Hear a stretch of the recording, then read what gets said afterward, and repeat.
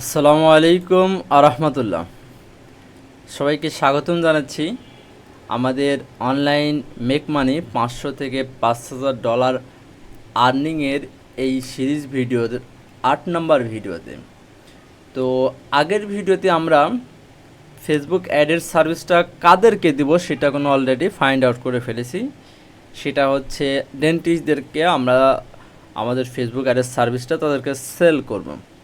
তো ফেসবুক অ্যাডের প্রবলেমটা সেল করতে হলে আপনাকে আগে জানতে হবে যে ডেন্টিস্টদের কি প্রবলেম আছে, কি পেইন পয়েন্ট আছে।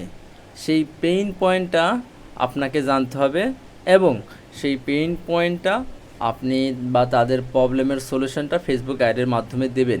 তখন তারা আপনার কাছে প্রবলেমের সলিউশন হিসেবে আপনার সার্ভিসটা বাই করবে।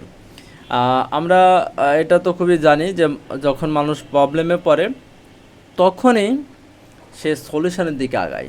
ওকে, তো ডেন্টাল প্র্যাকটিসের কি কি প্রবলেম হতে পারে?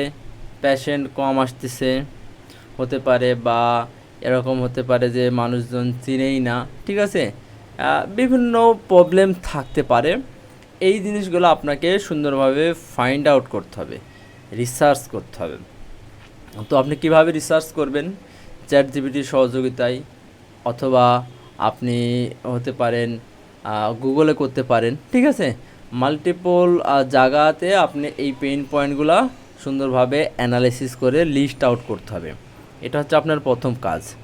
তো এই ভিডিওতে আমি আপনাদের হোমওয়ার্ক দেবো। এটা একটা শর্ট ভিডিও। এই ভিডিওতে আপনাদের হোমওয়ার্ক থাকবে যে আপনাদের যে নিচটাকে আপনি সিলেক্ট করেছেন তাদের পেইন পয়েন্টগুলো নিজে যতটুকু নলেজ গেইন করেছেন অলরেডি, সেইটার মাধ্যমে আপনি একটু রিসার্চ করেন, আপনি ব্রেন স্টর্মিং করেন, ঠিক আছে।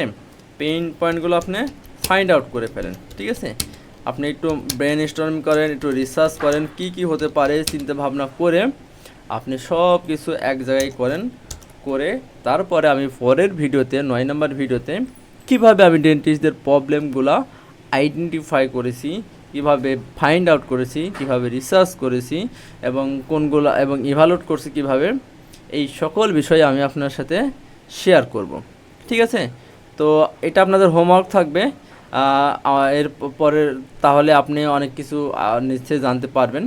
কারণ আপনি যে জিনিস নিয়ে কাজ করবেন সেটা নিয়ে আমি কাজ করব না, আমি যে জিনিস নিয়ে কাজ করব সেটা নিয়ে আপনি কাজ করবেন না। ওভারঅল আমাদের এটা আপনাকে মনে রাখতে হবে যে আপনার নিশ আপনার কপি পেস্ট করলে হবে না। আপনার যেটা যে যাদের নিয়ে ইন্টারেস্ট, যে বিষয়ে ইন্টারেস্ট, সেটা নিয়ে কাজ করলে আপনি ভালো করবেন। তো সবাই ভালো থাকেন। এই ভিডিওটা এই পর্যন্তই আমি রাখবো, এর চাইতে বড় করব না।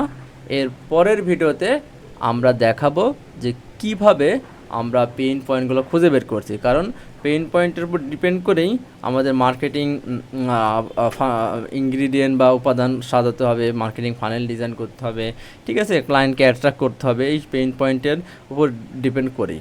তো সবাই ভালো থাকবেন। এই ভিডিওটা এই পর্যন্তই।